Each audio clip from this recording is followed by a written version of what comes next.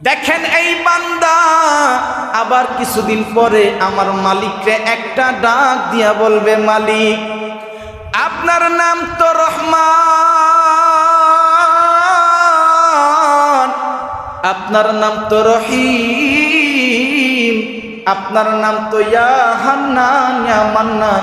ও মালিক, আমি জাহান্নাম এবং জান্নাতের মাঝামাঝি অবস্থানে আমারে নিয়ে আসছেন, আপনার কাছে একটা দরখাস্ত। কি দরখাস্ত?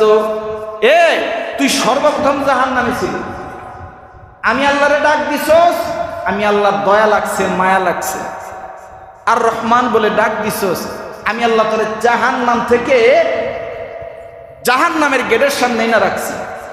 এরপরে তুই যখন নাকি আবার আমারে ডাক দিছস, আমি তোর কথা ফালাইতে পারি নাই, আমি তোরে জাহান্নামের গেট থেকে বাইর করছি, এখন আবার কি চাবি? ওই লোকটা ডাক দিয়া বলবে, মালিক আপনার নাম তো দয়ালু, আপনি তো মহান,